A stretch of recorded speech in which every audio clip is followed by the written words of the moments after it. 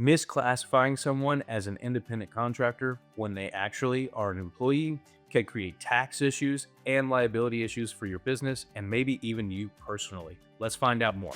Another critical business mistake that I see all the time is people calling someone a contractor when they're actually an employee.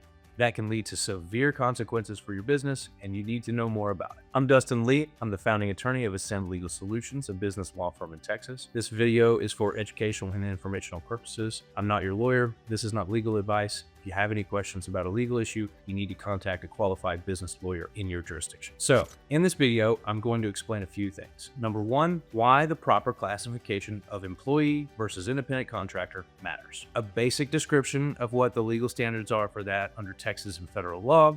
And again, you'll need to seek your own attorney to give you advice about specifics of your situation. Number three, the critical factors that a court's going to look at to determine whether this person is an independent contractor or employee. Number four, the most common misclassification patterns. And number five, the penalties or potential consequences you could face for messing this up. So why is this so important? Well, the main reason it's so important is because it affects your tax withholding and also liability exposure. It's a risk issue. If someone is an independent contractor and they should be an employee, then you're likely not withholding the proper taxes, paying the proper taxes for this employee. And then also, on top of that, you may be opening yourself up to wage and hour or overtime claims by classifying them as an independent contractor and having them work significantly over 40 hours. When maybe they actually are supposed to be an employee. That misclassification may not even surface, may not pop up as an issue until it's too late, until you're already on the hook with the IRS, or you've already had a lawsuit filed against you by this person that you've called an independent contractor and they're claiming to be an employee. All right, so now we know why it matters, and we'll talk more about the penalties that you could face later on for not properly classifying someone. Now, Texas uses a common law right to direct or right to control the work aspect that they're going to look at. And so basically they're going to say, it doesn't matter what you've called this person in their contract. It doesn't matter what you have called this person in the tax forms. It doesn't matter that you give them a 1099 and you have an independent contractor agreement with them. The court is going to look at your right to direct and in control this person, the sort of basic legal standards.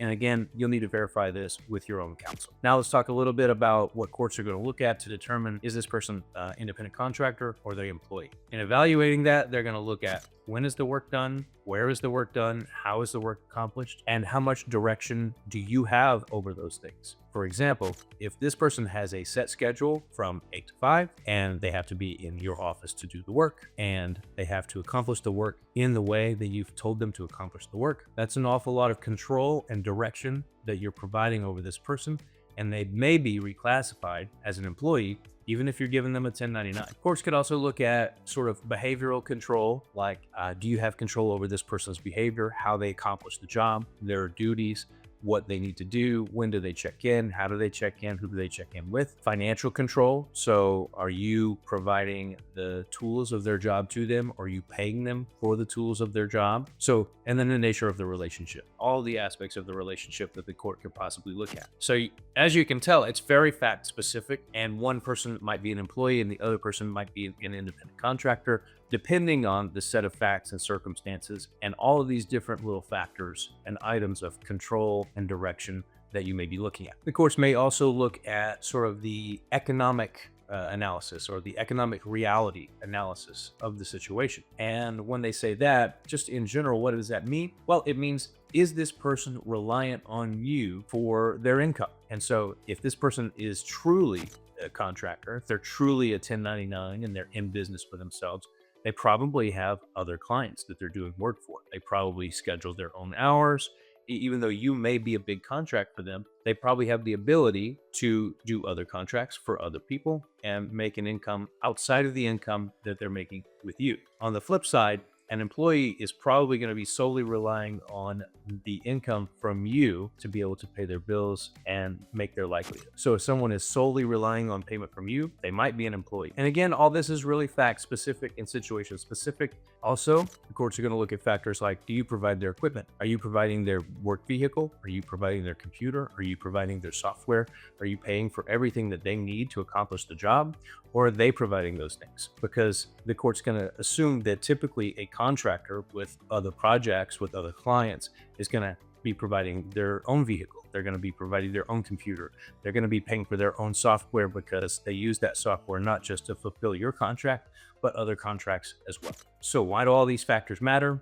Well, ticking off one or two of these things is not going to change the outcome in a case, most likely. Ticking off a bunch of them may. And you have to look at every individual factor when you're determining whether or not this person is an employee or an independent contractor. So just a quick checklist that you can have in mind when you're looking at these factors for your business and your contractors or employees. Number one, if you control the day-to-day on the accomplishment of the work, if you control the methods, the operating procedures, if you control the training, the onboarding, the SOPs, then that makes it more likely that this person is an employee. Again, control over when and how the work is performed, if they have set hours, if they have to be at your office. These are all factors that tend to indicate that maybe this person is an employee and not an independent contractor. Tools, equipment, and expenses. Again, if you are providing these things for them like an employer would for an employee, it makes it more likely that it's an employment relationship than if they are providing all of their own stuff and working on their own time. Likewise, how they are paid also can indicate one way or another as a factor. So if this person is getting paid hourly, or if they're getting paid, say, once a week based on the hours that they work, or once every 2 weeks based on the hours they work, or even once a month based on the hours that they work, if you're paying them a paycheck, even if it's not an employment paycheck with taxes deducted, if you're paying them a paycheck hourly for the work that they've done, it makes it more likely that they're an employee, as opposed to a project by project basis or a deliverable basis, like you would expect a contractor. So if you're paying them on a deliverable basis or a contract by contract basis, makes it more likely that they can be considered an independent contractor. Next, the ability to work for others or be out on the market. If this person's not able to be out on the market, if they're not able to contract with other people, if they're not able to take other jobs, if they're relying on you solely for their income, again, making it more likely they're an employee than an independent contractor. Also, if they're integrated into your core business, they may be more of an employee than an independent contractor. So what does this mean? If they're doing little jobs from here and there, little contracts, maybe doing deliverables on a piecemeal basis, makes it more likely they're an independent contractor, whereas an employee is going to be more of an integral part of your day-to-day business that you would really be hurting if you didn't have them there. There's someone that is going to be more consistent and showing up every day, and that's going to be more the employment relationship than an independent contractor relationship. And always remember, your contract and your tax forms, like your 1099, are not necessarily going to control how this relationship is treated by a court or by the IRS. It's going to be the actual circumstances, the actual facts of the situation that are going to be looked at. So it's really critical that you properly evaluate whether this person is going to be an employee or independent contractor before they start. All right, here's the patterns or the biggest things that get businesses into trouble that we see. First, long-term contractors who function more like regular staff, like they're a regular employee that is, even if you're virtual, maybe that they're functioning more like a regular employee with regular hours, with a set schedule, following set processes on a day-to-day basis. A critical part of your team rather than a one-off gig or project contractor. Next, if you're requiring a strict schedule and lots of reporting in, checking in, again, more likely that they're going to be considered an employee. If you require exclusivity with them and they can't do other contracts or work for other people, that's a big red flag.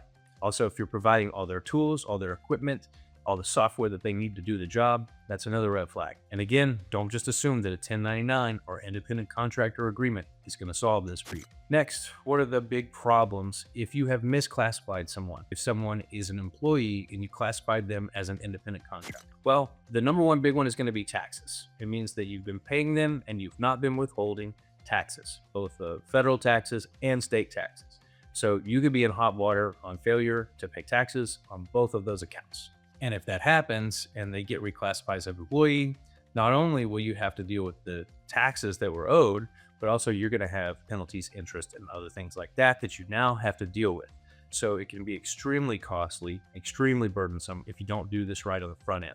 The next thing are wage and hour overtime type of claims. So let's say you've got this contractor working for 60 hours a week. If they were an employee, they may be entitled to overtime after the first 40 hours. and you haven't been paying them in overtime because you have classified them as a contract. They could potentially come back later, file a lawsuit that says, hey, actually, I was an employee and I wasn't getting paid overtime all this time. So now you owe me all this overtime. And then, of course, all these terrible fees and interest and penalties that go along with that.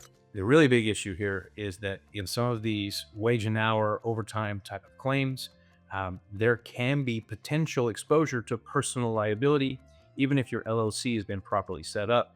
If you've not paid this person overtime and they're entitled to it, you may be on the hook personally. So it's really, really important to properly classify these people when they come in as an employee or an independent contractor. I hope this video has given you a little bit of information and education about the different things that you need to be looking at when classifying someone as an employee or an independent contractor. Obviously, if you have questions about this, you need to contact an experienced business lawyer in your jurisdiction. Thanks for watching the video.